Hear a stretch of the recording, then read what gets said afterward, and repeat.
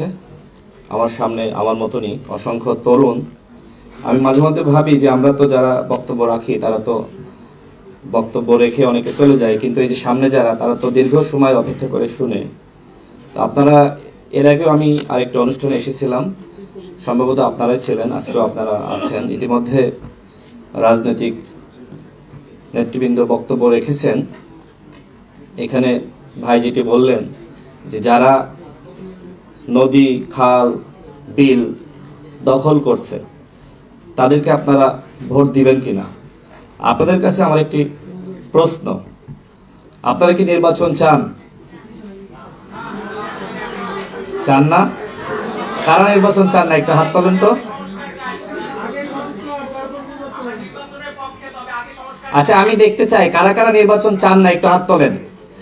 সাংবাদিক ভাইরা একটু দেখেন, ক্যামেরা ওইদিকে ঘোরান, একটু রেকর্ড করে রাখেন, ক্যামেরাটা ঘোরান। আচ্ছা, না আপনি বলছেন সবাই নির্বাচন চান, কিন্তু আবার সবাই বলছে আমরা নির্বাচন চাই না। তাহলে তো আমরা আরেকটি ফ্যাসিস্ট ব্যবস্থা চাই, চাই কি না? সেটাও চান না, মানে নির্বাচনও চান না, আবার ফ্যাসিস্ট ব্যবস্থাও চান না। তাহলে চানটা কি? সংস্কার।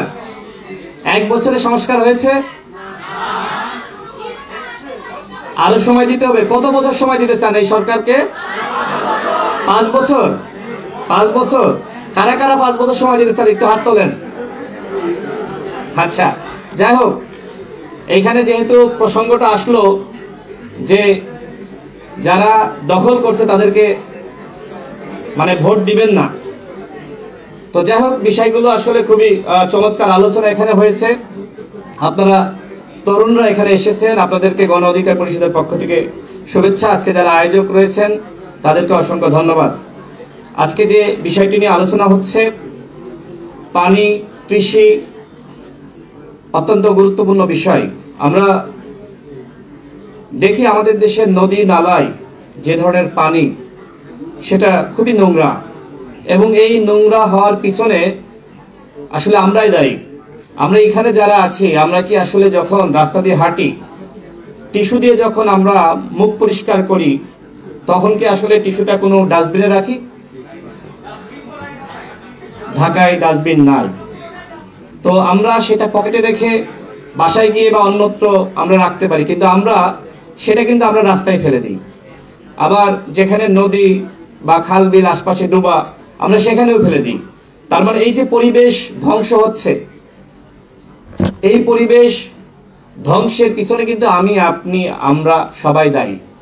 আমরা যদি সবাই সচেতন হই, তাহলে আমাদের এই পরিবেশ রক্ষা করা সম্ভব, নদী রক্ষা করা সম্ভব। আপনার যে এলাকায় নদী কেউ দখল করছে, আপনারা তরুণরা যেভাবে গণ অভ্যুত্থানে ভূমিকা রেখেছেন, আপনারা যদি সেই দখলদারদের বিরুদ্ধে অবস্থান নেন, তাহলে কি আসলে এই দখলবাজি চলতে পারে? পারে না। কিন্তু আপনারা সেই অবস্থান নেন না, গণ অভ্যুত্থানে ভূমিকা রেখেছেন, কিন্তু এই ভূমিকার মধ্যে আসলে আপনাদের দায়িত্ব শেষ হয়ে যায়নি। আপনাদের দায়িত্ব নতুন রাষ্ট্র গঠন করা, এবং সেই রাষ্ট্র গঠনে নিজেদের অংশীদারিত্ব নিশ্চিত করা, এবং সেই অংশীদারিত্ব হলো যেখানে অন্যায় হবে, অনিয়ম হবে, সেইগুলো শুধুমাত্র ঘৃণা না করা, সাথে সাথে প্রতিরোধ করা এবং সেই অন্যায়টা থামিয়ে দেওয়া। এই কাজটা যদি আপনারা করতে পারেন, তাহলে নদী দখল, খাল দখল, বিল দখল, চাঁদাবাজি, অন্যায়, দুর্নীতি, এগুলো কোনো কিছু হবে না। আপনাদেরকে সচেতন থাকতে হবে। এরপর আমরা দেখি ভূমি দখল হয়ে যায় আমাদের, সেই ভূমিগুলো আমাদের উদ্ধার করা সবার দায়িত্ব। আওয়ামী লীগের আমলে আমরা দেখেছি যে নদীর পাশে আওয়ামী লীগের লুটেরারা তারা দখল করে বিশাল বিশাল মার্কেট বানিয়েছে, বিশাল বিশাল প্রসাদ বানিয়েছে। আমরা পত্রিকায় দেখি নাই হাওর বিলাস? হাওর বিলাসের গল্প তো আমরা শুনেছি, সম্ভবত সুনামগঞ্জ বা সিলেট অঞ্চলে। তো যারা এইগুলো করছে তাদের বিরুদ্ধে আমাদের অবস্থান নিতে হবে। এরপরে ফুড সেফটি। আজকে আমরা যে খাবারগুলো খাই, এগুলোতে ম্যাক্সিমাম ক্ষেত্রে আমরা দেখি ফরমালিন। যারা এগুলো বিক্রি করছে, আমরা কি কখনো জিজ্ঞেস করি যে মামা এই আম ফরমালিন দেওয়া কি দেওয়া না? জিজ্ঞেস করেন আপনারা কেনার সময়? কয়জন করেন? খুব কম। আমি নিজে করি যে এই ফলে আসলে আপনি কিছু দিয়েছেন কিনা। বিশেষ করে আমরা ঢাকা শহরে যে কলাগুলো আমরা খাই, দেখবেন যে ম্যাক্সিমাম কলাগুলো কিন্তু এগুলো কার্বাইড দিয়ে পাকানো। তার মানে আমরা প্রতিদিন যা খাচ্ছি, আমাদের খাদ্যের কোনো নিরাপত্তা আছে? আমাদের খাদ্যের কোনো নিরাপত্তা নাই। অর্থাৎ আজকে যে বিষয়গুলো নিয়ে আলোচনা হচ্ছে, পানি, কৃষি এবং খাদ্য নিরাপত্তা, এইটার একটা আসলে নিশ্চিত করা যায়নি। আমরা এই যে প্রতি বছর অসংখ্য মানুষ ক্যান্সারে আক্রান্ত হয়, বিভিন্ন রোগে আক্রান্ত হয়, এর মূলে পানি এবং এই যে খাদ্যে বিভিন্ন মেডিসিন ব্যবহার করে। আপনারা যারা পরিবেশ নিয়ে কাজ করেন, আমার অত্যন্ত ভালো লাগছে যে আপনারা এই বিষয়গুলোতে সচেতন হয়েছেন। আমি সবসময় ছোটবেলা থেকে আমি যখন দেখতাম যে নদীতে পানি, আমি নিজে নদীতে গোসল করেছি। আজকে এখানে জামাত ইসলামের একজন নেতা তিনি বললেন যে আমাদের দেশে যারা মেয়র হয়, এদের যদি আমরা ওই নদীতে চুবাতে পারি, তাহলে দেখবেন যে ও বাধ্য হবে নদীর পানি, খালের পানি, বিলের পানি পরিষ্কার রাখতে। কিন্তু আমরা এই কাজটা করতে পারি নাই। আপনারা গণ অভ্যুত্থান ঘটিয়েছেন, নেতৃত্ব দিয়েছেন, রক্ত দিয়েছেন। এখন থেকে যদি এই কাজটা করতে পারেন, আপনার এলাকার মেম্বারকে একবার খালে চুবান, দেখবেন ও ভালো হয়ে গেছে। আগামীতে যে ক্ষমতায় আসবে, আমির খসরু ভাই বললেন যে আমাকে আপনি প্রশ্ন করবেন, এরকম সেমিনারে আমাকে পাবেন। এই যে প্রশ্ন করার জায়গাটা তৈরি হয়েছে, কথা বলার জায়গাটা তৈরি হয়েছে, আপনার মতামত ব্যক্ত করার জায়গাটা তৈরি হয়েছে, আমরা কি আগের থেকে একটু উন্নয়নের দিকে যাচ্ছি না? এই ধারাবাহিকতা রক্ষা করার দায়িত্ব আমার, আপনার, আমাদের সবার। তো আমি যে বিষয় শুরুতে প্রশ্ন করছিলাম, সাকিব ভাই একটু মনে করলেন যে আমি কেন এই কথা বলছি। দেখেন, বাংলাদেশের সংস্কার, এটার আরেকটা উপাদান হলো নির্বাচন। নির্বাচনকে পাশ কাটিয়ে কোনো সংস্কার টিকে না। এই যে এত আলোচনা, এত প্রস্তাবনা কেন? একটা গ্রহণযোগ্য নির্বাচনের জন্য। বাংলাদেশে যদি এই নির্বাচনের ব্যবস্থাটা থাকতো, তাহলে হাসিনার জন্ম হতো না। বাংলাদেশে যদি এই ব্যবস্থাটা থাকতো, তাহলে আজকে আমাদের তরুণরা এক একজন এক এক ধরনের মতামত দিত না। এখানে আপনারা দেখেন এক একজন এক এক ধরনের মতামত আসছে। তো আমি কথা বাড়াচ্ছি না, আমরা বিচার চাই। হাসিনা যে অন্যায় করেছে সেটা বিচার হইতে হবে, একই সাথে ঐক্যমতের ভিত্তিতে সংস্কার হইতে হবে। এবং নির্বাচন, অর্থাৎ বিচার, সংস্কার, নির্বাচন বাংলাদেশের জন্য, নতুন রাষ্ট্র গঠন করার জন্য তিনটাই গুরুত্বপূর্ণ। এবং এই যে পরিবেশ নোংরা হয়ে গেছে, বাতাসে ধুলাবায়ু, আমার নিজেরও শ্বাসকষ্টের সমস্যা মাঝে মধ্যে হয়।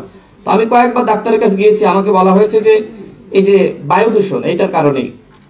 তো আপনারা যতক্ষণ না আমরা পরিবেশ ঠিক করতে পারছি, সবাই মাস্ক ব্যবহার করুন, মানুষকে সচেতন করুন।